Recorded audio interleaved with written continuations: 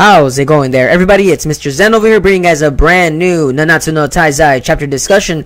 And for today's segment, guys, we're going to be talking about is chapter 245, folks. Yes, folks, it is the March of the Saints themselves, folks. And in case you guys aren't actually familiar with the Saints of the Taizai lore themselves, we are talking to none other than the 4 Archangels themselves. It's so funny that I say 4, but in reality, they showcased only so far is 3.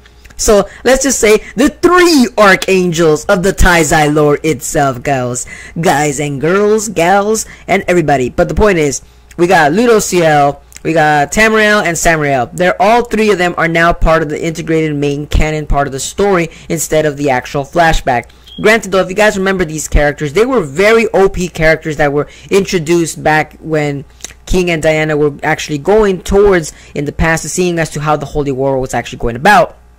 Now that they're actually introduced into the actual main part of the main battlefield, I'm very, very curious, guys. How are these guys going to be playing out? What more secrets are these 3 actually Archangels going to be involving themselves? And are we actually going to get introduced to the actual final Archangel itself?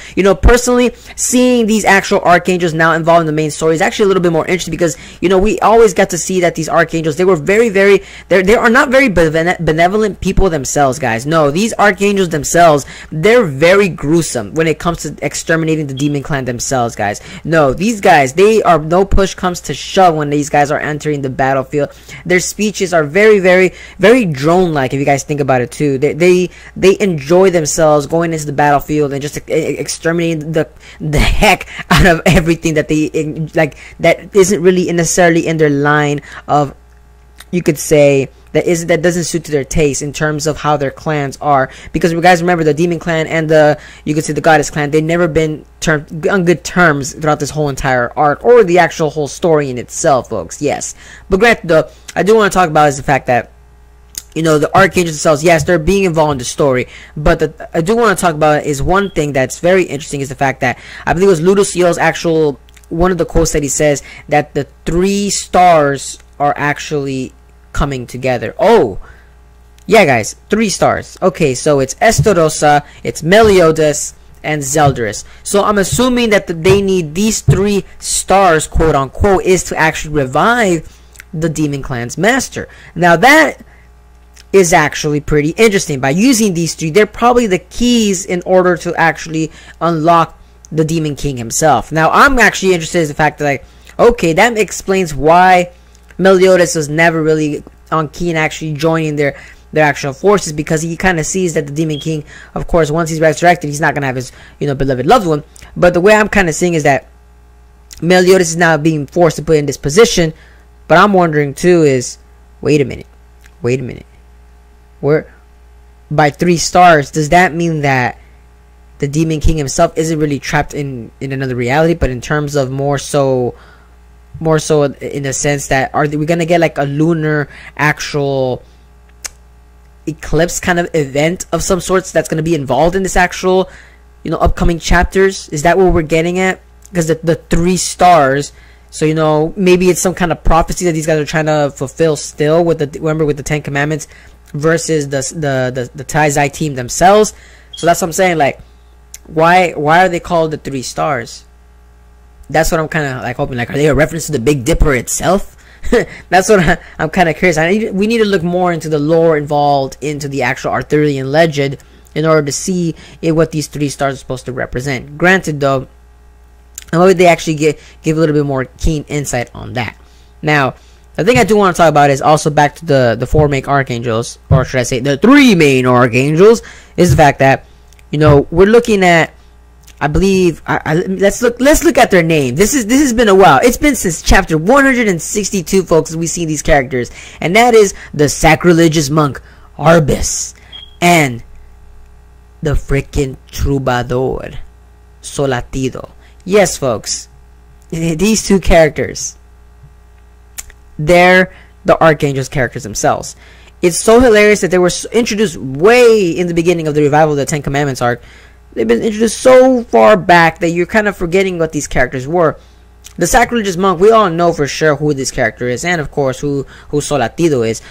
But what powers they're able to encompass, they're probably the same, but in terms of their own individual personalities, they're probably gone. So these two characters, they're probably necessarily just meant to be vessels in itself. So learning more about their backstories is probably not even going to be relevant towards the later actual parts of the actual story. More so the fact, because like I said, the four-make Archangels actually, you know, they just possess their body. So there's no point. I could see Nakaba actually digressing away from these actual characters, and if not, they're already gone. They're gone for sure once they got possessed, which then goes back to actually Margaret. Now Margaret's actual involvement with being possessed by Ludo Ciel is a very key important part, because that means that actual Guild Thunder's actual character development is going to be, it's going to be skyrocketing, folks. It's going to be skyrocketing. Do you know why I say that? Because that means that Margaret might actually be cut off from the story, folks, and you guys know what I mean by that.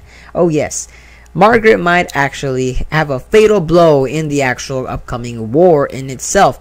So you're wondering as to why Margaret?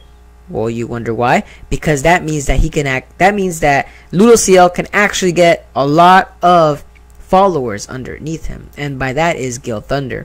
By Guild Thunder protecting Margaret, he will so righteously have a strong ally with him. Ludo Ciel is very particular in choosing who he's actually possessing. So it's very interesting to see that now that Margaret's joined the battlefield. Of course, did you guys remember in that chapter how she took out Vivian? Like, holy freaking cow. Freaking stabbed it in her neck. Sword popping out. And that's it. Vivian no more, guys. Vivian is no more. Ooh. That was a very, very detailed chapter. I mean, for Pete's sakes, the woman even had her eyes cross-eyed. I was kind of shocked. Like, that was a little shocking for her, because I wouldn't think they were going to take out Vivian in that certain manner. But wow. Wow, guys. Like I said, though, Guild Thunder. Can't wait to see what he's going to be doing. He probably is going to be protecting actual Ludo Ciel. And it's so hilarious that I'm wondering into if the fourth main Archangel is going to come out in this actual part now. And I'm wondering if it's not Escanor, if it's going to be some other character that we haven't been introduced that might be actually going to be possessed for the Archangels themselves. I wonder who too. You know, I was looking back in the actual fight arc itself, and I'm wondering if it was this character that we got introduced. It was a Gladiator Hyphen. I wonder if he's still alive. It's been a while. I wonder if he's going to be the last fourth main Archangel, because, you know, they introduced to all these characters, but yet nothing so far.